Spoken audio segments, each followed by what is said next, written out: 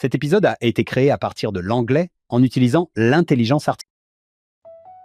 À venir dans cet épisode de Follow Him. Ils étaient là, ils détenaient la prêtrise, et c'est une caractéristique distinctive de notre foi. Ils détenaient la prêtrise, ce qui leur permettait d'offrir ce service. Ils pouvaient prendre la Sainte Seine, ils étaient organisés en groupe, c'était une première pendant la Seconde Guerre mondiale et ils avaient les emblèmes de la Sainte Seine. Frère Maxwell a décrit cela comme une sorte d'appel pour savoir s'il y avait eu des pertes au cours de la semaine précédente. Cela me fait réfléchir à l'idée que quelqu'un qui était présent à la réunion précédente pourrait ne pas se présenter cette semaine-là. Il a partagé cela, mais je me souviens aussi qu'il a dit dans l'interview qu'il se sentait très chanceux de n'avoir jamais haï l'ennemi, d'avoir été épargné par ce sentiment de haine véritable envers l'ennemi. Il accomplissait simplement son service du mieux qu'il pouvait, tout en étant évidemment confronté aux dangers quotidiennement. Il ne se doutait pas que des années plus tard, il retournerait au même endroit, à Okinawa, pour inaugurer une église. L'entendre parler de cela et réfléchir à ses expériences a été une expérience très forte et inspirante dont je me souviens très bien. Bonjour à tous, bienvenue dans un nouvel épisode de Follow Him. Je m'appelle Hank Smith et je suis votre animateur. Je suis accompagné de mon co-animateur, John By The Way, qui est une source de vérité. John, c'est la section 85, verset 7. J'ai lu « source de vérité » et je me suis dit « Wow, c'est John By The Way ». Je ne peux que rire. Oui, ou source de quelque chose. Oui. Une fontaine de quelque chose. John, nous en sommes aujourd'hui aux sections 85, 86 et 87. Nous sommes en compagnie du professeur Robert Freeman. C'est un bon ami pour moi. Je l'appelle Bob. Bob, bienvenue dans Follow Him. Je suis ravi d'être ici. J'attendais cela depuis longtemps. Je suis impatient. John, quand on pense à l'après-section 76, tout a changé. Nous avons parlé de cela ces 2 dernières semaines sûres. Nous abordons ces sections, dont l'une traite de la guerre. C'est un sujet fascinant. Qu'est-ce qui vous vient à l'esprit lorsque vous y pensez? J'ai aussi pensé au livre de Mormon et au chapitre sur la guerre, qui soulève vraiment cette question avec laquelle nous sommes tous aux prises. Comment considérons-nous la guerre? Comment faisons-nous cela? Quand Dieu nous dit-il que c'est quelque chose que nous devons faire ou que nous avons besoin de faire? J'ai hâte d'avoir cette discussion, car cette planète est en guerre depuis ses débuts. Ces sections ne font pas exception. Le livre de Mormon non plus. John, c'est exactement pour cela que j'ai demandé à Bob de participer au podcast cette semaine pour son expérience dans l'étude de la guerre et de l'Église. Bob, qu'est-ce qui nous attend aujourd'hui? Comme vous vous y êtes préparé. Ce sont des passages formidables. Ils sont courts, mais leur message et leur objectif sont puissants. C'est intéressant, elles sont prises en sandwich entre 2 autres sections très importantes. Le verset 84 se distingue tout particulièrement, tout comme le verset 88, dans la liste des révélations vraiment importantes à prendre en considération compte tenu de mes propres intérêts et de mon parcours. Certes, celui-ci est modeste, mais j'ai fait carrière en étudiant les expériences vécues par les saints des derniers jours dans notre dispensation, en période de guerre, l'impact que cela a eu sur leur vie et l'impact que leur service a eu sur l'Église et sur les nations. Elles ont servi et représenté plusieurs nations. J'espère pouvoir apporter quelque chose d'intéressant à cette discussion. Oui, je suis impatient. Bob. John, en 2010, j'ai donné mon premier cours à l'université Brigham Young. C'était l'été 2010. L'une des premières personnes que j'ai rencontrées était Bob Freeman. Il m'a accueilli avec un grand sourire, une poignée de main chaleureuse et un « bienvenue à l'université Brigham Young ». J'avais besoin de ça, Bob. Je ne l'ai probablement pas montré. J'ai probablement fait semblant d'être très confiant, mais j'avais besoin que quelqu'un m'accueille et me dise « Hé, tu es à ta place ici ». Parce que j'avais vraiment l'impression de ne pas être à la hauteur, à tous les niveaux. John, je sais que tu connais bien Bob, peut-être même depuis un peu plus longtemps qu'en 2010. Je crois que j'ai rencontré Bob pour la première fois et que nous nous sommes serrés la main. Nous avions nos premières réunions de conseillers au Riviera Apartments. Tu t'en souviens? Je crois que les dortoirs étaient en rénovation ou quelque chose comme ça. Et nous avions une partie de notre formation au Riviera. Je t'ai rencontré là-bas, donc j'étais rentré de mission depuis 1 an, moins d'1 an. C'était en 84, je crois. Oui, j'espérais que tu ne révélerais pas l'année, John. J'allais dire que nous sommes dans les années 1900. Eh bien, c'était l'année du championnat national. C'était difficile à oublier à BYU. Nous nous sommes rencontrés à cette époque et nous travaillions spécialement pour les jeunes. FIA. À ne pas confondre avec FSIE. Nous nous connaissons depuis longtemps. Avez-vous conservé vos chemises de conseiller? Non, cela n'aurait aucun intérêt, John. Elle ne m'irait plus. John et Bob, parlez-nous de la première année de l'EFY, car c'est de là que vient le FSY. Je laisse la parole à John. C'est lui qui l'a vécu. Vous savez peut-être que ma thèse de maîtrise sur l'histoire de l'EFA prend la poussière en ce moment même, alors que nous parlons. J'étais vraiment reconnaissant que ma maîtrise porte sur l'éducation religieuse, et quand j'ai proposé ce sujet, j'étais très heureux qu'ils me répondent « Oui, quelqu'un devrait le faire ». La première édition spécialement destinée aux jeunes a eu lieu en 1976 avec seulement 127 participants, si je me souviens bien. Ils ne savaient pas comment l'appeler. Ils ont dit « Appelons-la spécialement pour les jeunes jusqu'à ce que nous trouvions un meilleur nom ». C'était vraiment amusant de faire des recherches et d'écrire sur ce sujet. Ensuite, je suis parti en mission aux Philippines. Mon premier compagnon était un grand type génial qui s'appelait Charles Edgar Buchanan, 3e. Quand je suis rentré de mission, il m'a dit « John, viens faire de l'EFI ». Je suis tombé amoureux du programme et de l'impact que nous avions. Alors j'ai déménagé à Provo et j'ai repensé à frère Buchanan, à ma mission et à Dieu qui avait mis tout cela en place, du moins pour moi, et j'ai pensé que c'était une tendre miséricorde. Il a changé ma vie. Ma mission a changé ma vie.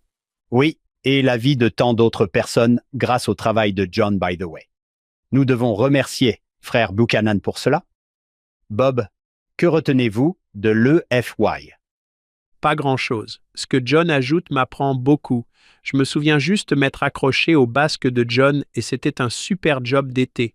John et moi discutions avant de passer à l'antenne et nous disions que le plus grand intérêt du programme à l'époque était l'impact que cela avait sur la vie des conseillers qui étaient en première ligne, mais bien sûr, ce sont les jeunes eux-mêmes qui m'ont vraiment aidé à comprendre cela, quelque chose dans ce service missionnaire, quelque chose dans ce que je vivais en tant qu'étudiant à BU. Ils ont été une bénédiction dans ma vie et m'ont donné confiance en ce que je pouvais accomplir à l'avenir. C'est intéressant de voir comment ma carrière et ma vie ont évolué depuis lors. J'attribue une grande partie de cela à mes débuts et à des expériences comme l'EFIG. Oh, c'est génial. J'ai été conseiller EFIG, mais bien après vous. C'était dans les années 1990. Maintenant, parlez-nous un peu plus de Bob. John, que savons-nous de lui? Oui. En fait, j'ai pris ça parce que je suis très reconnaissant du travail accompli par Bob et Dennis Wright. C'est mon livre Saints at War. Après avoir fait sa mission à Londres, en Angleterre, Robert Freeman a obtenu son diplôme de premier cycle à l'université Brigham Young, puis a fait ses études de droit à la Western State University de Fullerton, en Californie. Après une carrière enrichissante au sein du système éducatif de son Église, Robert est devenu professeur à temps plein au département d'histoire et de doctrine de l'Église de l'université Brigham Young en 1996. Robert et sa femme, Janelle Bacon Freeman, ont 6 enfants et vivent à Springville, dans l'Utah. Nous vivons toujours à Springville et aujourd'hui, 5 de nos 7 enfants se sont mariés et ont quitté le nid. Nous sommes pratiquement seuls à la maison. C'est une période passionnante de notre vie, c'est certain. J'adore avoir l'opportunité de m'impliquer dans l'enseignement à l'université Brigham Young et j'espère que certains de vos téléspectateurs ont ressenti une bénédiction chez leurs étudiants qui ont suivi l'enseignement religieux dispensé à l'université Brigham Young. Sous ma tutelle et celle de mes collègues, nous essayons vraiment de nous consacrer à leurs objectifs, à leurs besoins et à leur avenir en tant que disciples du Christ, afin qu'ils puissent aller de l'avant, apprendre, servir et vraiment faire une différence en cette période très complexe que nous traversons. Cela renvoie à mon dévouement pour la recherche sur nos saints en temps de guerre. John, que fais-tu? Tu sors un livre? Je ne l'ai pas vu depuis longtemps. La couverture du premier volume.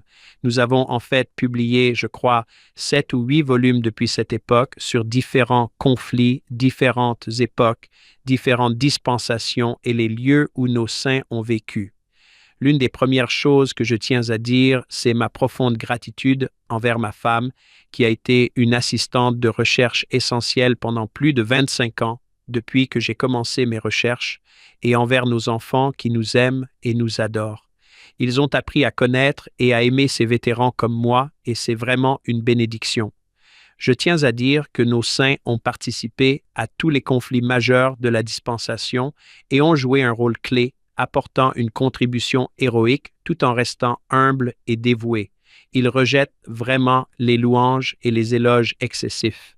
Ils ne se considèrent pas ainsi, mais ils ont décidé d'aller de l'avant pour servir en temps de besoin.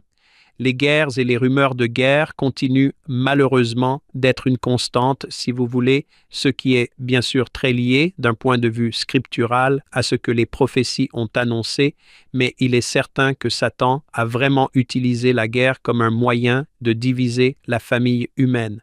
Tout ce qui touche à la guerre est contraire ou opposé au Christ, le prince de la paix. Nous continuons simplement à avancer à travers ces temps difficiles en nous tenant la main, si vous voulez, au sens figuré, afin de pouvoir surmonter tous les défis et tous les obstacles que Satan met sur notre chemin dans ce contexte de guerre. J'ai vraiment hâte d'entendre ces vétérans aujourd'hui, Bob. Il y a quelque chose qui touche l'âme quand on commence à parler de ces saints. Permettez-moi de lire un passage du Manuel Vien et suis-moi pour commencer. Il commence ainsi. Le jour de Noël est généralement un moment propice à la réflexion sur des messages tels que la paix sur Terre, mais le 25 décembre 1832, Joseph Smith avait l'esprit occupé par la menace de la guerre. L'État de Caroline du Sud, aux États-Unis, avait justifié le gouvernement et se préparait à la bataille. Le Seigneur révéla que ce n'était que le début. Il déclara que la guerre serait déversée sur toutes les nations. Il semblait que cette prophétie allait très bientôt s'accomplir, mais ce ne fut pas le cas. En quelques semaines, la Caroline du Sud et le gouvernement des États-Unis parvinrent à un compromis et la guerre fut évitée. Cependant, les prophéties ne s'accomplissent pas toujours au moment ou de la manière où nous l'attendons. Près de 30 ans plus tard, longtemps après le martyre de Joseph Smith, la Caroline du Sud s'est rebellée et une guerre civile a éclaté. Aujourd'hui, les guerres qui font rage dans le monde moderne continuent de faire pleurer la terre. La valeur de cette révélation réside moins dans le fait de prédire quand le malheur frappera que dans le fait d'enseigner ce qu'il faut faire lorsqu'il frappera. Le conseil est le même en 1831, en 1861 et en 2025. Tenez-vous dans des lieux saints et ne bougez pas. Bob, par où voulons-nous commencer? Je pense que nous pouvons commencer par la section 85. Il s'agit d'une révélation qui survient à un moment de l'histoire de l'Église où 2 centres ecclésiastiques se sont développés. Nous avons ici à Kirtland le lieu de cette révélation. Il s'agit en réalité d'une lettre rédigée principalement par Joseph Smith et adressée à William W. Phelps. La section 85 est en réalité entièrement écrite de la main de Joseph, ce qui est très important en soi, car il s'agit en quelque sorte d'une double voix. Une partie est écrite à la première personne par Joseph et une autre partie est une instruction donnée à la première personne par le Seigneur. Nous avons ici des personnalités clés de la première dispensation, notamment Edward Partridge, notre nouvel et premier évêque impliqué dans cette affaire. C'est à une époque où les principes associés à la loi de consécration entrent en jeu. W. Phelps est à ce moment-là en indépendance dans le Missouri et il dirige les saints là-bas. Ils sont environ 800 à être arrivés dans ce nouveau lieu de rassemblement. Dans cet esprit d'établissement de Sion et d'unité, les principes de la loi de consécration sont mis en œuvre, mais ils sont accueillis de manière inégale, si l'on peut dire. Certains hésitent à s'engager pleinement à vivre ces principes. Nous regardons en arrière avec le recul que nous donne le temps. Je pense que la plupart d'entre nous reconnaissent bien que c'était un grand pas, un effort considérable. Nous comprenons en partie cette attitude, mais des actes continuent d'être accomplis au nom du propriétaire alors que le principe enseigne de consacrer à l'Église et de recevoir ensuite son héritage en retour. Le Seigneur met en garde contre cette pratique dans la section 85. Même le rôle d'Edward Partridge en tant qu'évêque et administrateur est examiné ici un peu, ainsi que la manière dont cela se traduit dans la pratique quotidienne, et on commence à comprendre ce que cela exige de notre cœur et de notre esprit dévoué, et c'est difficile. Oui, c'est difficile. Quand vous nous parliez de ces personnes, j'ai trouvé qu'il était un peu difficile de franchir le pas vers la consécration. Je pense que c'est difficile pour beaucoup d'entre nous. Je sais que c'est difficile pour John, pas nécessairement pour moi, mais je sais que c'est difficile pour tout le monde sur le papier et dans ma tête, cela semble bien. Cela semble bien, mais quand le moment vient, suis-je capable de le faire? John, vous vous souvenez que le docteur Rosalind Welch était avec nous il y a quelques semaines et qu'elle a dit que votre relation avec vos biens changeait lorsque vous les consacriez. À un moment donné, vous êtes le propriétaire, c'est à vous. Puis, lorsque vous consacrez, vous devenez l'intendant. Vous en prenez soin, même si c'est toujours votre propriété. Je n'ai jamais oublié cela. Je pense qu'il est peut-être difficile d'abandonner le rôle de « c'est à moi » pour devenir « je suis l'intendant ». Il y a le réel et l'idéal. Je pense que, comme vous l'avez dit, nous pouvons tous entendre l'idéal et nous dire « Oh oui, ça semble bien, ça semble bien ». Puis, quand il s'agit de vos propres biens, vous vous dites « Oh, j'ai travaillé très dur pendant des années pour obtenir cela. » C'est ça. Et ceux qui ne travaillent pas dur, on commence à regarder de travers, comme dans la parabole des ouvriers dans la vigne. Oui, Joseph Smith est à des milliers de kilomètres de là et on se demande s'il sait vraiment ce qui se passe. Ce que je sacrifie ici, Bob, cette section 85, s'agit-il plutôt d'une correction? Le Seigneur se montre-t-il vraiment ferme ici? Je pense qu'il s'agit d'un mélange de correction et d'un ton optimiste qui dit que si nous acceptons les principes tels qu'ils sont énoncés et qu'ils sont en accord avec notre cœur et notre esprit, nous pouvons y arriver et être bénis dans ce processus. C'est simplement le déroulement continu de ces principes qui est au cœur, au centre, d'une grande partie de ce qui est prévu pour l'établissement de Sion. Eh bien, cela a du sens, car si l'on met de côté certaines des tendances que vous venez de souligner, qui relèvent en quelque sorte de la fragilité humaine, c'est une chose difficile. Nous faisons des choses difficiles dans ce processus. Nous abandonnons notre vie au Seigneur, sachant qu'il peut faire beaucoup plus de notre vie que nous ne le pouvons nous-mêmes, ainsi que de notre communauté et de cette recherche ou aspiration à l'unité. C'est là que réside, selon moi, l'espoir du message. L'un des personnages centraux, comme le montrent clairement le texte et les documents de Joseph Smith, est William McClellan. Il a fait l'objet d'un ouvrage de notre estimé collègue Larry Porter qui retrace sa vie et ses hauts et ses bas et montre qu'une fois qu'il a compris la vision, il apporte une contribution considérable, puis vient l'hésitation. Il fait partie de ceux qui agissent en leur propre nom. C'est une position difficile à tenir face à ce genre de révélation et d'enseignement. Nous devons simplement y arriver. Bob, quand vous dites « mettre les actes à son nom », cela signifie que je vais céder cela à l'Église. Cela devient alors la propriété de l'Église. Ils me le rendront, mais c'est moi qui en suis désormais le gestionnaire. John parle de l'intendant. N'est-ce pas un beau mot, intendant? Nous avons toujours intérêt à magnifier et à faire prospérer cette relation comme dans toute autre relation. Je suis avocat de formation. Je pense aux actes et aux contrats qui sont rédigés de manière à décrire et à établir des relations conformément aux lois humaines, mais l'intendance selon la voie du Seigneur. C'est un appel à continuer à faire prospérer les choses en les consacrant en fin de compte à ses desseins. Quelle belle façon de vivre sa vie! Il y en a alors dans le Missouri qui ne font pas cela. Ils gardent leurs biens à leur nom. Ce sera un schéma qui se maintiendra, nous le verrons même après le départ des saints vers l'ouest, qui se reproduira encore et encore. Nous devons nous poser la question, en lisant le texte aujourd'hui, en réfléchissant à l'histoire. Où aurais-je été dans ce contexte? Aurais-je eu un cœur disposé et aurais-je couru, et pas seulement marché, pour obéir à cet appel?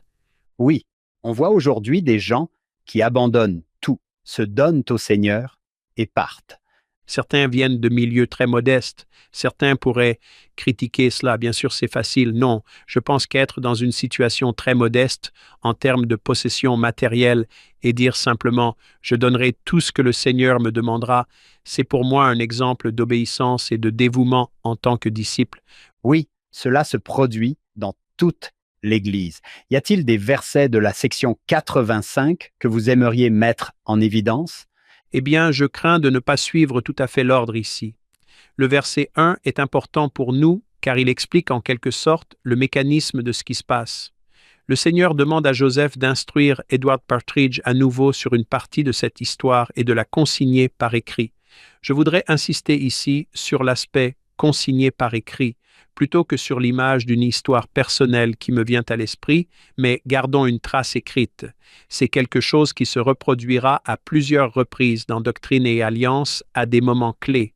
Cela se produira avec le temple de Nauvoo, lorsque l'appel sera lancé pour le construire, afin de garder un registre de ce qui se passe dans le cadre de la mission du Seigneur. Dans le prolongement de cet appel, et pour répondre à l'appel à mettre en pratique les principes de la consécration, Joseph part le jour même où cette révélation entre en vigueur et acquiert ses archives, qui seront utilisées à l'avenir pour déterminer qui fait partie de ceux sur qui on peut compter pour répondre à cet appel à l'obéissance. Je pense que c'est important, mais juste après, mon verset préféré, le verset 2, dit aussi qu'il faut consigner dans ce registre la manière de vivre, la foi et les œuvres des membres. D'une certaine manière, il s'agit de consigner la manière dont nous mettons en pratique cet engagement, cette alliance communautaire, si vous voulez, ainsi que les dividendes et les bénédictions que nous voyons comme le résultat de cet engagement. J'ai cherché le mot « manière » avant notre discussion, et je me suis demandé ce que j'associais à ce mot et à la suggestion que j'ai trouvée dans les définitions du dictionnaire. Il s'agit de la façon dont nous vivons, dont nous affichons nos habitudes, notre conduite, notre approche de la vie, comment nous menons notre vie. Nous nous élevons grâce à des pratiques telles que celles que nous décrivons ici avec la loi de consécration, notre plan de vie, si vous voulez. Ensuite, les dividendes, les bénédictions viennent et nous les enregistrons également. Ainsi, nous voyons que parce qu'ils ont été obéissants, ces bonnes choses se sont produites dans leur vie. Ils ont prospéré selon la définition du Seigneur. Ce n'est peut-être pas la vision plus séculière du monde de ce que signifie prospérer, mais selon le point de vue du Seigneur. Ainsi nous voyons « j'aime cela ». C'est une expression tirée du livre de Mormon. Ils ont fait cela, et nous voyons ici ce qui s'est passé. Je n'avais jamais remarqué cela. Nous voulons garder une trace de ceux qui ont ce genre de foi.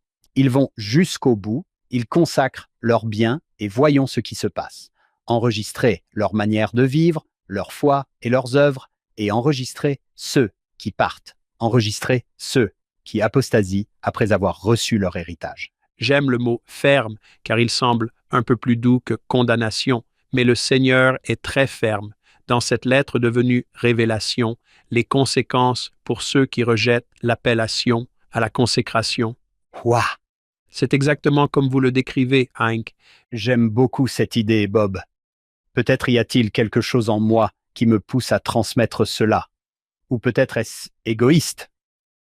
John, tu peux me dire que mon nom sera consigné, que ma famille et moi serons consignés comme ayant fait cela pour la postérité, que j'ai fait cela. Je ne pense pas que le Seigneur s'y oppose. Qu'en penses-tu, John? Parfois, je me demande pourquoi je tiens un journal. Les anges ne notent-ils pas tout? N'y a-t-il pas un registre au ciel où tout est consigné? Cela peut peut-être aussi nous aider à nous pencher sur nos ancêtres, à voir ce qu'ils ont fait, ce qu'ils ont sacrifié. Je pense vraiment que nous vivons à l'époque que le président Harold B. Lee appelait l'épreuve de l'or. Quand je dois suivre des cours sur la loi du jeûne parce que je n'ai jamais été obligé de jeûner comme les pionniers qui n'avaient rien à manger. Je n'ai jamais connu la faim, sauf quand j'ai choisi de jeûner. Vous voyez ce que je veux dire? Nous avons des défis différents. Je ne sais pas. Je me demande simplement si ces notes pourraient aussi nous permettre de lire et d'apprendre de ceux qui nous ont précédés. Oui. Nous terminerons probablement notre discussion d'aujourd'hui à la section 87, je pense, sur la nomenclature militaire. Il y a tellement d'acronymes dans le contexte militaire. AWOL est l'un d'entre eux que je connais depuis mon plus jeune âge, et ce que le Seigneur essaie de faire ici, nous le verrons également à la section 86, avec la parabole de l'ivraie et du bon grain. Il essaie de faire comprendre aux gens qu'il existe une ligne de démarcation très nette entre le disciple dévoué et celui qui se dit « je m'y mettrai un jour, mais pas aujourd'hui ». En réalité, ces derniers appartiennent au camp des AWOL. Ils sont absents sans permission. Ils ont été invités à conclure une alliance, à atteindre un niveau et un niveau de vie qui, le Seigneur le sait, finiront par grandement améliorer et bénir non seulement leur vie mortelle, mais aussi leur vie éternelle.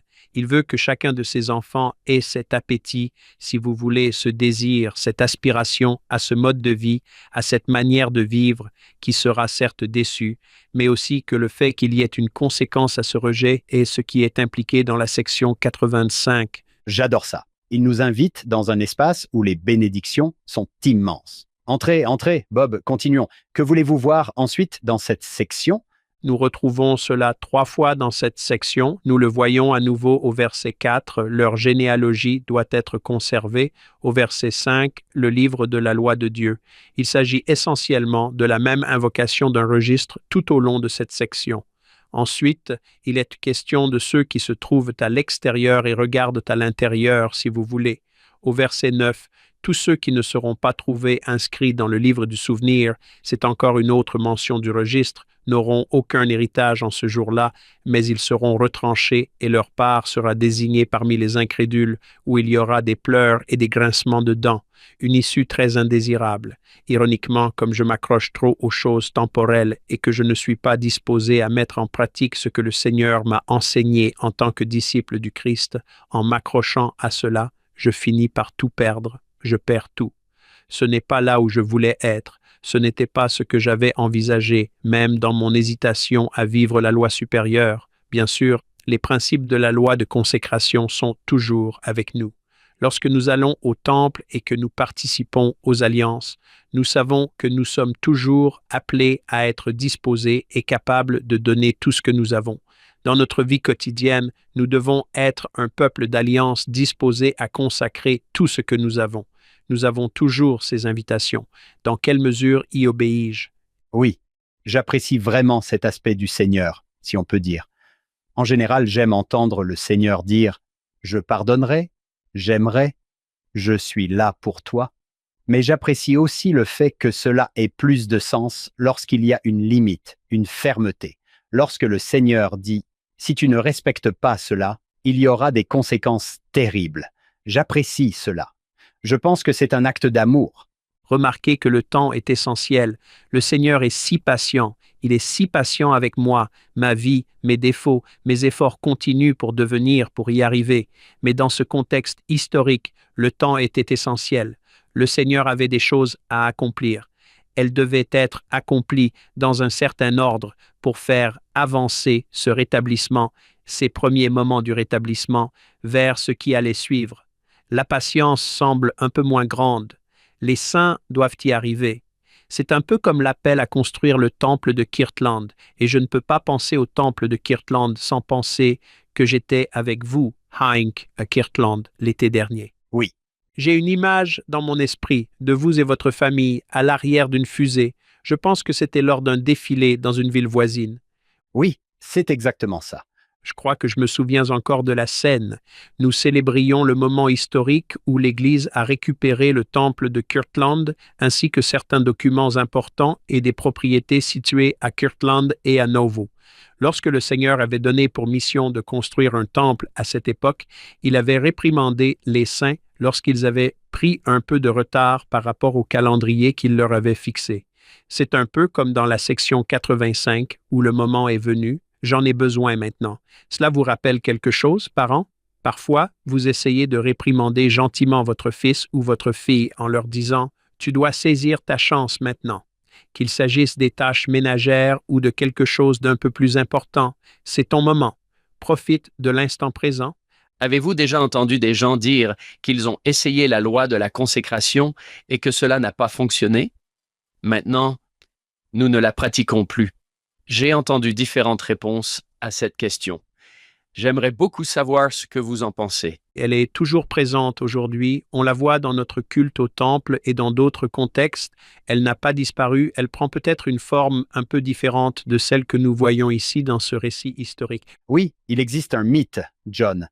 Je pense que vous avez raison. Certains pourraient dire « Oh, la loi de consécration, ils l'ont essayé. Ça n'a pas marché, alors Dieu l'a supprimé et leur a donné la dîme. » Pour une raison quelconque, ce mythe s'est répandu parmi certains, mais ce n'est pas le cas. Nous nous engageons à respecter la loi de consécration dans nos alliances du temple. Un de mes étudiants m'a demandé un jour « Quand allons-nous commencer à respecter la loi de consécration ?» Je lui ai répondu « Tu veux dire, toi et moi, nous devrions probablement le faire très bientôt. » Il pensait « Oh, quand va-t-elle revenir ?» Mais elle n'est jamais partie. Remarquez qu'au verset 3 de la section 85, le Seigneur parle encore de la dîme. Il s'agit d'un engagement total et quelle que soit la forme qu'il invite à prendre à un moment donné, sommes-nous tous engagés? Encore une fois, il ne s'agit pas. Pouvons-nous aussi apporter une obéissance technique? C'est le cœur qui compte. C'est vraiment là où se trouve notre cœur en termes de dévouement à 100%. L'hymne que nous chantons si souvent exprime bien ce dont vous parlez, Bob. Parce que j'ai beaucoup reçu, je dois aussi donner. Ou le grand classique. J'irai où tu veux que j'aille. Je ferai ce que tu veux que je fasse. Je serai ce que tu veux que je sois. Mais le jeudi, ça ne marche vraiment pas pour moi. La tâche de mise en conserve. Jeudi, ça ne me convient pas vraiment. La sœur unique de ma femme et son mari rentrent ce mois-ci d'une mission au Pérou. Nous connaissons tous, dans notre entourage, des personnes qui, sur un coup de fil, ont quitté leur carrière et leur famille pour se consacrer entièrement à une cause, laissant tout derrière elles. Elles sont parties servir le Seigneur d'une manière remarquable. Quiconque a interrogé d'anciens présidents de mission sur leur expérience leur a répondu qu'il s'agissait d'un engagement 24 heures sur 24, 7 jours sur 7. Le jour du sabbat prend un aspect un peu différent lorsque vous êtes dans ce type de service. Nous le voyons bien sûr chez d'autres dirigeants, mais ce niveau d'engagement où l'on dit simplement « Je vais aller où tu veux que j'aille, cher Seigneur, comme tu me le dis, John. » Comment puis-je y arriver? Comment puis-je devenir cette personne si nous nous trouvons encore en deçà de ces attentes? Ouah! Je me demande s'il y a un chef de mission qui a déjà pensé que cela arrivait vraiment au bon moment. Je suis sûr qu'il y en a, John, mais je ne les ai tout simplement pas rencontrés. Oui, moi non plus. C'est le moment idéal pour quitter mes petits-enfants. Vous voyez ce que je veux dire? Je sais que c'est un nom qui nous est familier à tous, mais j'étais président par intérim du département l'année dernière lorsque Lloyd et Carmel Newell ont accepté leur appel pour partir servir. J'ai rendu visite à Lloyd à plusieurs reprises pour lui dire à quel point c'était difficile pour lui, mais il n'a pas hésité un seul instant. Il n'y avait aucun doute sur ce qu'ils allaient faire, mais sur le plan personnel, dans son cas, quitter le service après 39 ans en tant que voix du cœur du tabernacle, c'est déjà une belle mission et un beau dévouement en soi. Puis, alors que son temps à BYU touchait à sa fin, il n'était pas sûr que ce soit le moment de prendre sa retraite, mais le Seigneur lui a dit que c'était le moment, alors c'était le moment. C'est vraiment admirable. Oui, mes bons amis Jason et Amber Kilgore ont reçu l'appel de servir comme dirigeants de mission alors qu'ils étaient en plein mariage et avaient des petits-enfants. Oui, on le fait, tout simplement. On y va et on se consacre à l'œuvre. Hier, un couple de seniors a rendu compte de leur mission en Australie dans le cadre du soutien aux membres et des miracles qu'ils ont pu partager. Ma femme et moi avons retenu nos larmes pendant tout le message car on se disait « Où faut-il s'inscrire? Je veux y aller ». C'était incroyable de voir ce qu'ils avaient accompli avec tant d'humilité. Quelle belle façon de donner au Seigneur. Le dévouement. Cette discussion me rappelle cette pensée de frère Christopherson. Le véritable succès dans cette vie vient du fait de consacrer notre vie, c'est-à-dire notre temps et nos choix, au dessein de Dieu. Bob, cela rejoint votre propos. Le Seigneur nous offre ici une opportunité. Voici les paroles de frère Christopherson. Ce faisant, par notre consécration, nous lui permettons de nous élever vers notre destinée la plus élevée. Qui ne voudrait pas cela? Oui, ce n'est pas nécessairement un sacrifice quand on connaît l'intention du Seigneur. J'aimerais attirer votre attention sur le verset 6, si vous le permettez. Je trouve que c'est vraiment l'un de ces passages où un verset relativement court présente une comparaison et un contraste très fort. D'un côté, nous sommes attirés par cette phrase qui nous est familière dans diverses écritures. Le Seigneur agit par une voix douce qui murmure et qui pénètre tout. Je vois déjà le contraste. D'un côté, c'est une voix douce et subtile. Je voudrais le dire à voix basse, une voix douce et subtile qui est ensuite suivie de qui pénètre tout. C'est comme une armure. Comment cela peut-il arriver soudainement? La voix douce et subtile pénètre tout et souvent elle fait trembler mes os. Pourquoi, John et Hank, cela me fait trembler les os? Oui, c'est vrai. Qu'est-ce que cela implique? Des idées? Cela me rappelle le troisième Néphi, n'est-ce pas? Ils ont entendu la voix et elle les a transpercés jusqu'à l'âme. Le président Boyd K. Packer a dit un jour que nous n'avons pas les mots, et puis il a ajouté, de manière étonnante, que même les Écritures n'ont pas les mots qui décrivent parfaitement l'esprit. Il y a tellement de descriptions, mais Hank, je suis allé là où vous êtes allé, je regarde 3 Néphi 11.3. Ce n'était pas une voix dure, ni une voix forte. Néanmoins, et bien qu'il s'agisse d'une petite voix, elle transperça ceux qui l'entendirent jusqu'au centre. C'est le même genre de paradoxe. Elle est petite, elle est douce, elle n'est pas forte, mais waouh, elle a eu un impact. Elle m'a transpercé. C'est une très belle tentative pour essayer de décrire cela. Je ne voudrais pas paraître déplacé, mais cela me rappelle 1 ou 2 occasions où ma femme a essayé de me persuader gentiment, d'une voix douce. Mais quelque chose dans cette persuasion douce m'a transpercé le cœur et m'a fait comprendre que je devais me comporter davantage comme le détenteur de la prêtrise que je suis censé être à la maison, capable d'accepter une petite remarque douce et de la mettre en pratique. C'est un appel à un niveau de vie plus élevé et plus sain. Cela me rappelle une déclaration du président Henry B. Eyring que j'ai toujours aimé. Il a dit « Ne soyez pas surpris si lorsque vous ressentez l'esprit, cela s'accompagne de ce que vous percevez comme une réprimande. » J'ai essayé d'illustrer cela avec des adolescents. Si vous voyez ma main, c'est le symbole d'une réprimande. Mais ne soyez pas surpris si, lorsque vous ressentez l'esprit, cela s'accompagne d'une réprimande. Une invitation à vous élever. J'ai remplacé la réprimande par une invitation à faire mieux. Vous savez que vous en êtes capable. Venez ici. J'aime cette idée. Elle englobe les deux. Oui, c'est puissant. Puis, au verset 7, nous avons cette phrase qui a fait l'objet de nombreux commentaires dans les commentaires que vous pouvez lire dans Doctrine et Alliance, en particulier dans cette section, selon laquelle le Seigneur Dieu enverra un homme puissant et fort, tenant le sceptre de pouvoir dans sa main, revêtu de lumière pour le couvrir. Qu'est-ce que cela implique? Et puis la discussion qui suit dans les Écritures. Eh bien, j'espérais que Hank me décrirait comme puissant et fort. Mais cela ne lui a même pas effleuré l'esprit. Cela me rappelle un épisode de la série Andy Griffith Show. Lorsque Barney se fait prendre la tension, le médecin lui enroule le tensiomètre autour du bras et soudain, il a l'air alarmé. Barney lui demande ce qui se passe. Le médecin répond « Rien. Je n'ai jamais réussi à l'enrouler autant de fois auparavant. » Et que dit Barney, John? Tu t'en souviens? Il dit quelque chose comme « Ah, tu ne trouveras pas beaucoup de viande de cheval. Nous, les fifs, nous sommes nerveux. » Quelque chose comme ça. Il n'était pas le modèle des peintures d'Arnold Friedberg à cette époque de sa vie. Non, non. Il était le dernier sur la liste. Oui, j'ai trouvé quelque chose à ce sujet dans le livre de Susan Easton Black. Elle a parlé de ce qui s'était passé et a dit que l'évêque Edward Partridge avait réussi à résoudre les problèmes qui causaient des difficultés parmi les membres de l'Église dans le comté de Jackson. Par conséquent, il n'était plus nécessaire d'envoyer un homme puissant et fort pour mettre de l'ordre dans la maison de Dieu et répartir par tirage au sort les héritages des saints. Cependant, certains saints des derniers jours ont interprété l'envoi d'un homme puissant et fort comme un événement futur. Cela a conduit à une citation tirée d'un livre de Joseph Fielding Smith.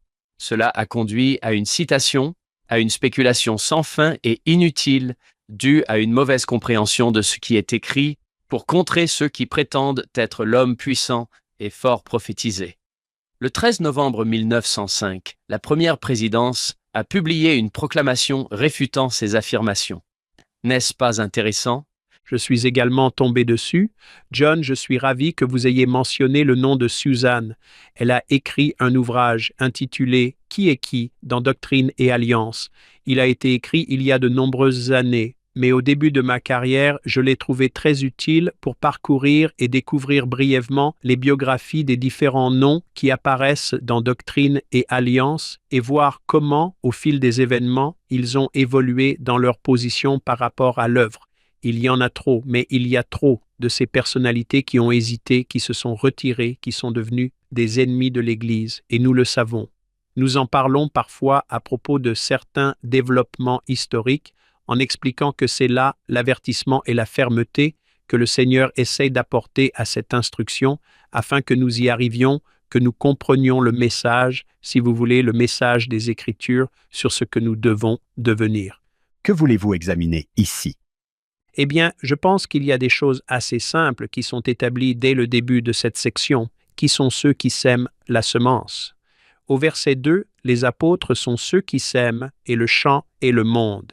Ensuite, nous essayons de comprendre la relation entre le blé et l'ivraie. C'est vraiment un traitement remarquable de l'une des paraboles les plus importantes que le Sauveur nous livre dans le Nouveau Testament. C'est même l'une des rares paraboles qui porte un nom, celle du blé et de l'ivraie. Rien que cela suffit à m'intriguer et à m'intéresser à ce que vous avez vécu en enseignant régulièrement cela dans les salles de classe de l'Église. J'adore lire le résumé. Le Seigneur donne le sens de la parabole du blé et de l'ivraie. Que demander de plus? Parce que parfois, il racontait une parabole et s'en allait en laissant tout le monde perplexe. Dans Matthieu 13, d'où vient cette parabole? Il raconte d'abord la parabole du semeur. Les gens s'en vont, puis les apôtres s'approchent et lui demandent « Pourquoi parles-tu en parabole ?» Eh bien, il cite l'appel d'Isaïe. « Ils verront de leurs yeux, ils entendront de leurs oreilles, ils comprendront de leur cœur, ils se convertiront et seront guéris. Mais certains ne le feront pas. » Puis il dit « Écoutez maintenant l'interprétation. » Waouh! Nous avons l'interprétation de la parabole du semeur. Mais ici, nous avons l'interprétation du blé et de l'ivraie. J'adore quand le Seigneur donne l'interprétation. On n'a plus besoin de deviner et de spéculer. Hank, je ne sais pas pour toi, mais regarde les mots forts du verset 3. Après qu'ils se sont endormis, le grand persécuteur de l'Église, l'apostate, la prostituée, même Babylone. Je veux dire, nous n'avions pas le droit de prononcer ce mot quand nous étions enfants, même si c'est un mot tiré des Écritures. Et puis même Satan, il sème l'ivraie. L'ivraie étouffe le blé, chasse l'Église dans le désert. Roi.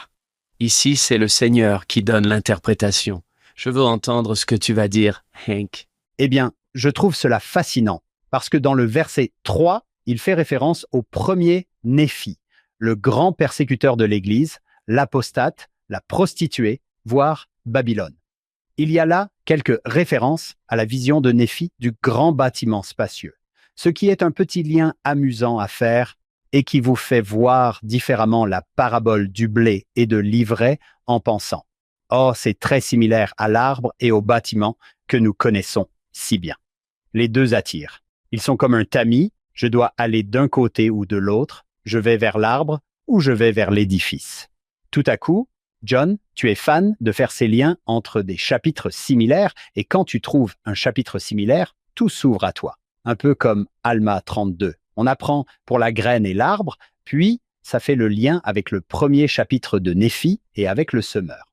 Tu fais ces liens entre les livres et les chapitres qui peuvent t'ouvrir des portes. L'idée que l'ivraie, le grand bâtiment spacieux, étouffe le blé et pousse l'Église dans le désert. Cela ne te rappelle-t-il pas les qui, selon le texte, rient et se moquent en pointant du doigt? L'ivraie étouffe le blé et conduit l'Église dans le désert, mais ensuite, il y a le lien avec les derniers jours où le blé jaillit. Il est encore tendre, c'est encore notre jeune Église, elle n'a même pas 3 ans, mais voilà le blé. Hank, j'adore les métaphores agricoles. Bob, parce qu'elles nous parlent, même à ceux qui ne font pas beaucoup de jardinage. Hank, puis-je reprendre ce que tu viens de dire, parce que je trouve fascinant que Jésus ait donné la parabole des 4 types de sol. Il vaut mieux l'appeler ainsi car les frères Talmage McConkie et l'ont tous deux appelé les 4 types de sol. Si vous voulez planter quelque chose dans votre jardin, la première question que vous devez vous poser est « Quel type de sol ai-je » Parce qu'il faut d'abord préparer le sol. Jésus parle de préparer le sol. Ensuite, comme vous l'avez dit, Hank, nous arrivons au livre de Mormon et Alma dit « Je vais planter la parole dans votre cœur, à laquelle vous ne croyez pas actuellement, parce que j'ai entendu la prière de votre ami sur le Ramum Tom, et vous ne croyez pas actuellement, parce que les gens du Ramum Tom ont dit qu'il n'y avait pas de Christ. Je vais planter cette parole dans votre cœur et la nourrir par votre foi. » La graine n'est pas la foi. La parole est le Christ, et il faut de la foi pour la semer et la faire pousser. Ensuite, il parle de la saison. Il faut lui laisser le temps de prendre racine, comme dans Alma 32. Puis, comme tu l'as dit, Hank, il lui dit que s'il ne prend pas soin de cela, il ne pourra jamais cueillir le fruit de l'arbre de vie. Et voilà, c'est ta première référence à Néphi 8. Que cultivons-nous ici? L'arbre, c'est le Christ. La semence, c'est le Christ. La joie de l'Évangile, c'est la joie qui vient du Christ. Bon, dans celui-ci, c'est encore une référence agricole, mais waouh, l'opposition dans toutes les choses que nous essayons de cultiver. Nous avons de l'ivraie juste à côté. Oui. On se demande si Joseph Smith ne se disait pas « Quand cette grande séparation aura-t-elle lieu ?» Nous avons l'impression d'être le blé ici et d'être attaqué par l'ivraie. Le Seigneur dit « Ce n'est pas encore le moment. Vous êtes encore fragile. Je ne vais pas faire cela maintenant. » C'est un grand témoignage de la patience du Seigneur de laisser ces deux éléments coexister tout au long de leur croissance et jusqu'à leur maturité. À quel moment voyons-nous, et je ne viens pas d'un milieu agricole, mais à quel moment le blé se distingue-t-il d'une manière facilement observable? N'est-ce pas vrai que ce sont ces panicules qui commencent, je ne sais pas si c'est le mot juste, mais en gros, le produit de la qualité de ce blé qui remplit la mesure de sa création. Nous le voyons maintenant dans l'observation claire. Traverser les États-Unis à l'époque des moissons. Ces champs de blé à perte de vue que l'on voit dans des endroits comme le Nebraska, je suppose que c'est là que le résultat est évident. Il a porté ses fruits et c'est une chose magnifique. Il se distingue de manière très naturelle. Il a prospéré. Il est devenu productif. Et cela signifie que le moment est venu de le récolter et de l'apporter dans ma maison, dans le sens spirituel que nous donnons au blé. J'aime beaucoup ce que vous dites, Bob, à propos de la fin de ce blé, de l'épi, que l'on pourrait dire rempli de grains, rempli de graines. Pourtant, ici, que dit le Seigneur dans les versets 8, 9, 10 et 11 ? C'est la prêtrise qui se perpétue dans la lignée, le père, les pères et les mères, aux fils et aux filles, aux pères et aux mères, aux fils et aux filles. N'est-ce pas là un beau petit symbole que cette tête de blé pleine de graines? Et qu'est-ce que cela transmet à la prochaine génération de blé? Ce sont les graines pour la prochaine génération et la suivante et la suivante. Je crois avoir entendu Anthony Sweat dire « Dans votre enseignement, allez le plus vite possible vers le Sauveur. » Mais j'aime aussi la JST. Je veux dire, l'audace que certains y voient. Vous changez la Bible. Non, je la clarifie. Nous en avons déjà parlé, ce n'est pas nécessairement une traduction d'un texte ancien. Il peut s'agir simplement d'une clarification, mais avoir un prophète qui commente un prophète. Avoir Jésus qui commente une parabole qu'il a donnée, quel trésor. Avoir Abinadi qui dit « Laissez-moi vous dire ce qu'Isaïe vient de dire dans Mosia 15. » Quel trésor. Voici ce que Joseph Smith a dit à propos de la parabole. Ce sont les enseignements du prophète Joseph Smith, page 98. Or, nous avons appris par cette parabole non seulement l'établissement du royaume au temps du Sauveur, qui est représenté par la bonne semence qui produit du fruit, mais aussi la corruption de l'Église, qui était représentée par l'ivraie semée par l'ennemi, que ses disciples auraient faim d'arracher ou de purifier de l'Église si leurs opinions avaient été favorisées par le Sauveur. Mais lui qui sait toutes choses dit « Non, autant dire que vos opinions ne sont pas correctes, L'Église est encore dans son enfance. Si vous prenez cette mesure précipitée, vous détruirez le blé ou l'Église avec l'ivraie. Il vaut donc mieux les laisser croître ensemble jusqu'à la moisson ou jusqu'à la fin du monde, ce qui signifie la destruction des méchants. Ce que j'aime dans cela, c'est que c'est le Seigneur qui sera le juge à ce moment-là. À ce moment-là. Oui, La question que je me pose encore à propos du Sauveur est la suivante. Est-il possible que l'ivraie devienne du blé? Parce que cela ne se produit pas dans la parabole. Mais avez-vous déjà entendu parler de quelqu'un qui, après avoir étudié la littérature de l'opposition, s'est converti? Je me pose simplement la question. oui, J'ai les discours de la conférence du 6 avril 1930. Je suis sûr que vous les avez probablement lus une douzaine de fois, mais le 6 avril 1930, B.H. Roberts s'adresse à l'Assemblée et dit « Nous avons 7 temples dans le pays autour du tabernacle. Ha! Imaginez le jour où il y en aura, dit-il, 100. Ha! Et il parle du siècle prochain. Eh bien, nous ne sommes pas encore en 2030. Regardez combien il y en a. C'est amusant d'y penser.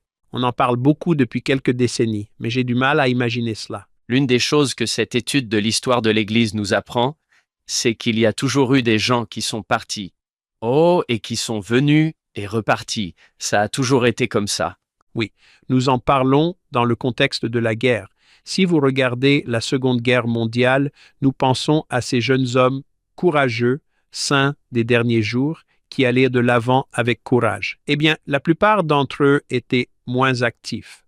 Bon nombre d'entre eux avaient des problèmes liés à la parole d'intelligence et d'autres problèmes dont on ne parlait pas, mais ils étaient si nombreux que cela a bouleversé leur vie et ils se sont tournés vers le Christ. Cela nous amène tout naturellement à la question du blé et de l'ivraie, n'est-ce pas? Quelle partie de cette description concerne cet individu qui a été le fils prodigue et qui est revenu à la maison? J'ai certainement vu cela se produire. en parlant de cette parabole, vous pouvez tous les deux vous sentir découragés.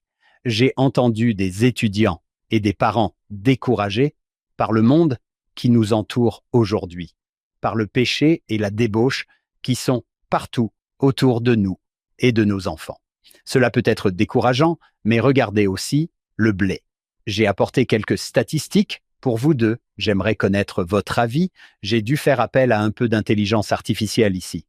Les temples en différentes phases, qu'ils soient consacrés, en activité ou en construction, sont au nombre de 382.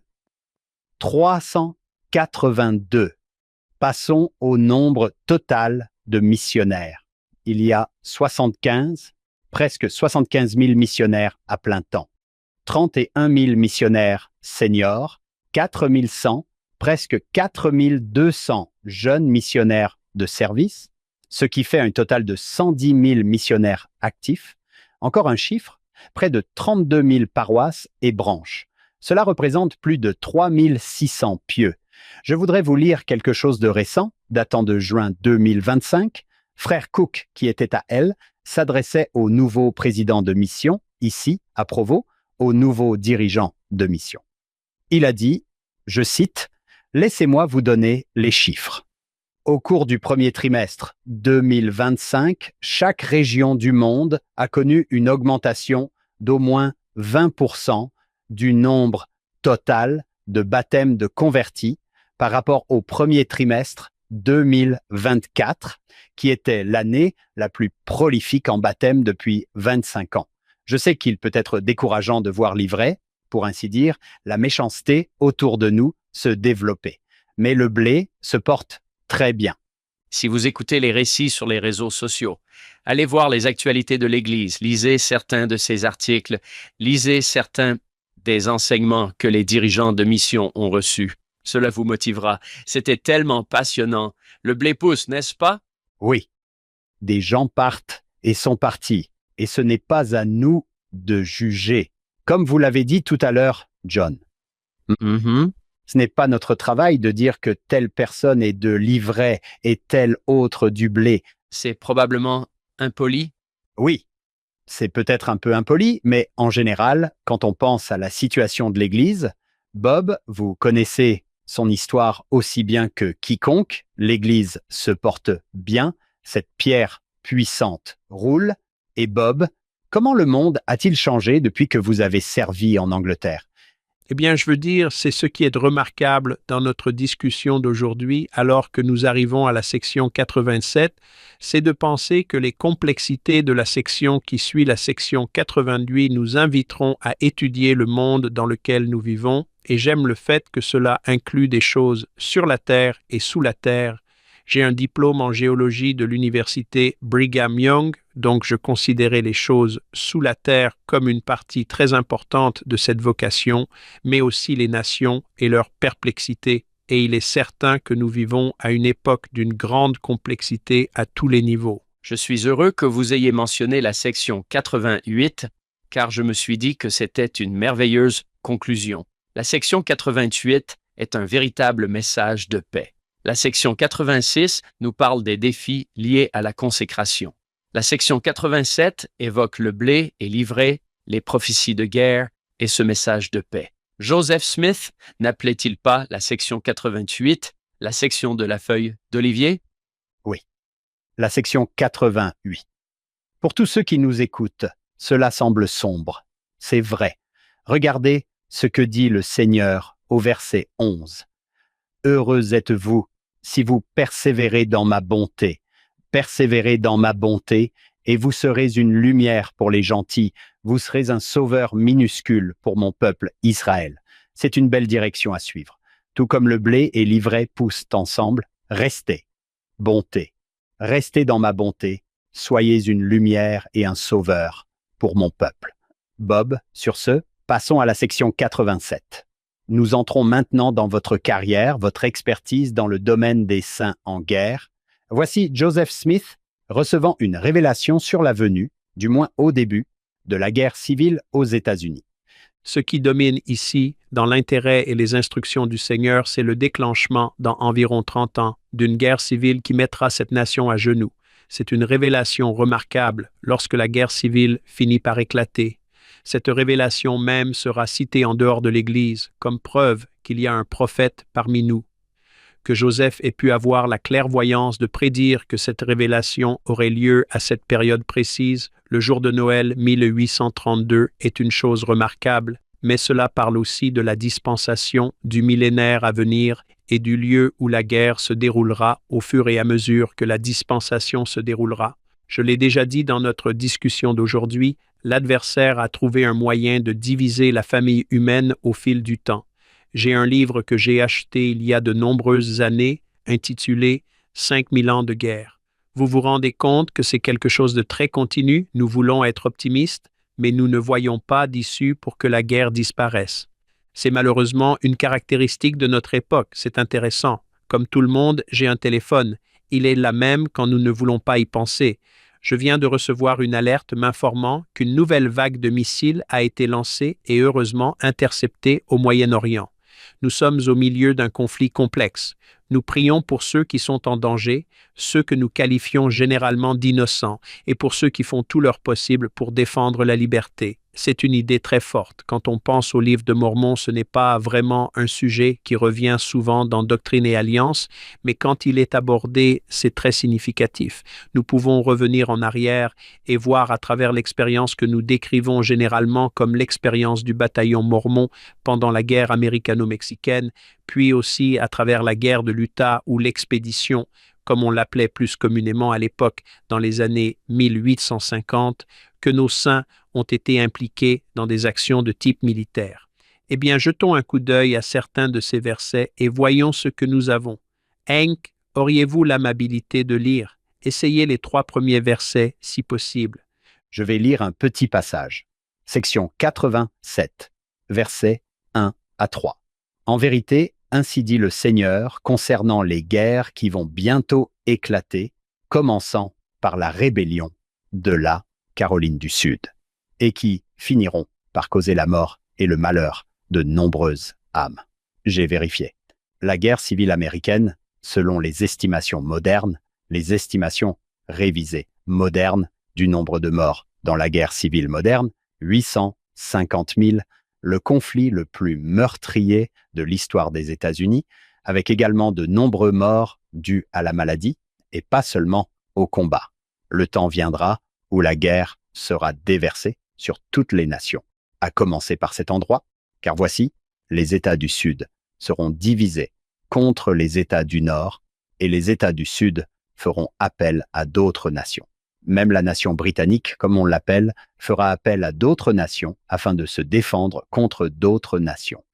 Alors la guerre sera déversée sur toutes les nations.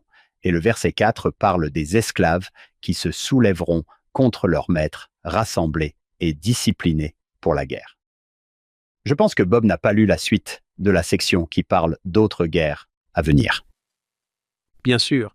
Eh bien, isolons un peu ces premiers versets et ce qu'ils décrivent en termes de guerre civile, la guerre qui a vraiment conduit cette nation au bord du désastre. Bien sûr, à cette époque, le pays était dirigé par un jeune leader originaire de l'Illinois, dont l'histoire est très intéressante en soi en rapport avec l'histoire de l'Église. Abraham Lincoln. J'ai visité la maison de son enfance l'été dernier. C'était vraiment formidable de découvrir les origines de cette voie remarquable pour la démocratie et la liberté. C'est une expérience douloureuse, mais elle semble en quelque sorte nécessaire dans le feu de l'épreuve qui allait façonner cette nation. Les statistiques que vous venez de donner, Hank, correspondent bien aux chiffres que j'ai apportés avec moi aujourd'hui. Les estimations varient, mais ce fut vraiment un moment terrible de l'histoire. Quand on saisit l'essence de ce qui se passe ici, la rébellion en Caroline du Sud, il y a tout un débat sur les droits fédéraux et les droits des États et les tensions qui existent entre eux. Des droits de douane entrent en jeu auxquels la rébellion est liée, mais la question de l'esclavage l'est encore plus. Je ne suis pas vraiment un historien militaire de formation. Je ne voudrais donc pas me poser en expert pour décrire dans quelle mesure les événements du début de la guerre ont finalement conduit à l'abolition de l'esclavage. L'esclavage, qui est à l'époque un problème mondial et pas seulement aux États-Unis, divise le Nord et le Sud selon des lignes très nettes. Lorsque la rébellion éclate, lorsque la guerre commence, nous assistons à une recrudescence de la violence et la guerre s'éternise. Elle fait plus de victimes que quiconque aurait pu l'imaginer à l'époque. Mais lorsque les armes se taisent enfin, qu'on parle d'Appomattox et de 1865 et que les hostilités cessent enfin, cela ouvre la voie à un avenir beaucoup plus radieux pour la nation. La plupart de mes études sur la guerre ont porté sur les conflits mondiaux qui ont suivi. La dernière partie de la section 87 nous aide à comprendre la cohérence de ce schéma, ce qu'il signifie, ce qu'il apporte à n'importe quelle nation, et à être attentif, comme le décrit les articles de foi, aux appels aux armes lancés par les nations, auxquels les saints des derniers jours, quel que soit leur contexte, ont répondu et, comme je l'ai dit précédemment, ont été à l'avant-garde pour apporter leur contribution.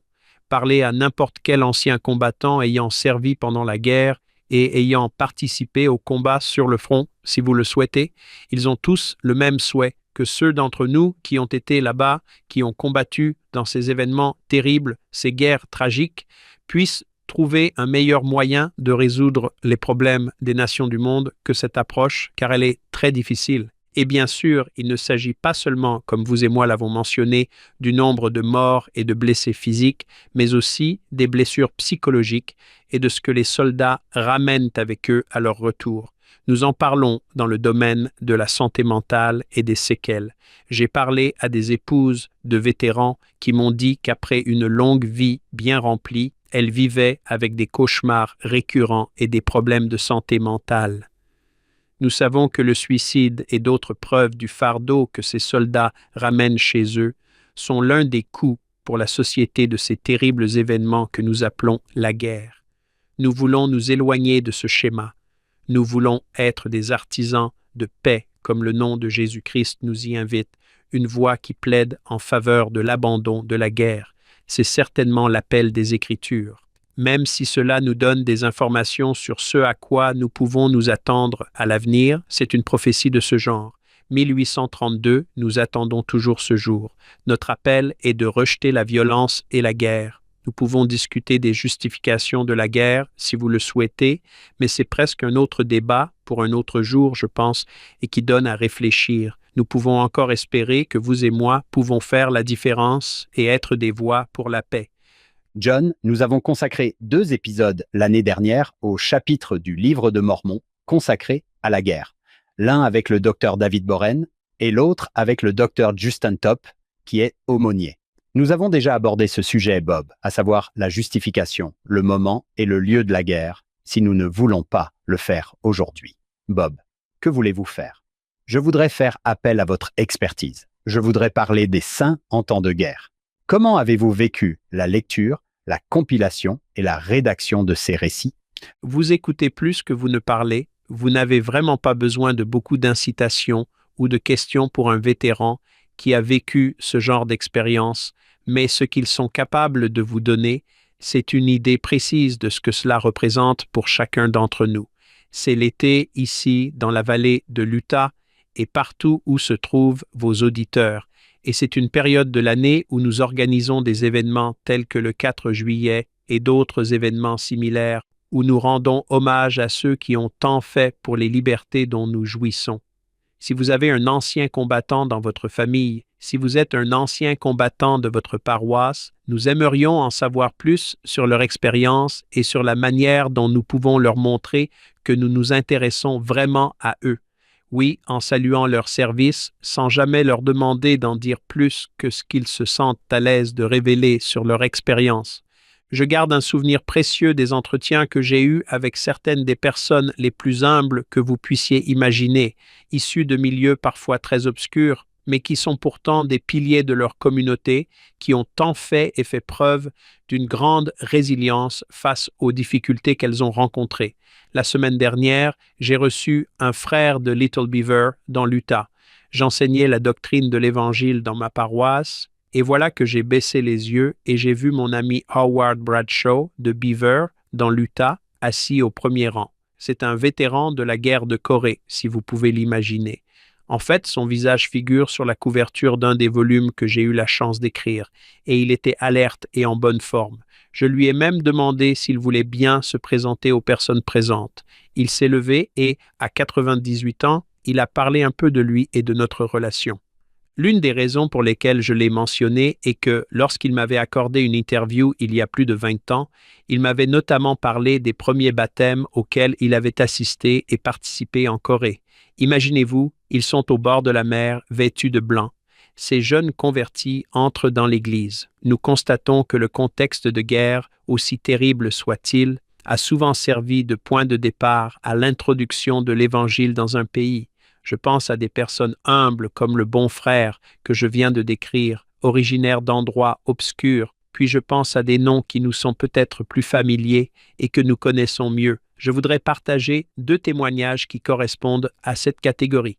Le premier est celui de Neil A. Maxwell, il y a longtemps, lorsque j'étais assis avec lui et que nous filmions son interview, car nous étions au début de la réalisation d'un documentaire qui accompagnait le livre que John a montré au début de notre interview aujourd'hui, Saints at World War II. Frère Maxwell a eu la gentillesse de se rendre disponible pour cela, et il a décrit comment, à l'âge de 18 ans, il a été envoyé dans un endroit qu'il ne savait même pas situer sur une carte. Sa mère n'était pas tout à fait d'accord pour qu'il s'engage dans ce service à cet âge si tendre. Il part et se retrouve à Okinawa. Il raconte son expérience là-bas. Il raconte comment il se réunissait en petits groupes de saints des derniers jours pour célébrer occasionnellement la Sainte Seine. Je ne sais pas si vous avez déjà entendu cela, mais je pense qu'il y a du vrai dans l'idée qu'il n'y a pas vraiment de dimanche en temps de guerre. Ils étaient là. Ils avertent la prêtrise, et c'est une caractéristique distinctive de notre foi. Ils avertent la prêtrise et pouvaient donc célébrer ce service. Ils pouvaient prendre la Sainte Seine. Ils étaient organisés en groupe. C'était une première pendant la Seconde Guerre mondiale et ils avaient des emblèmes de la Sainte Seine.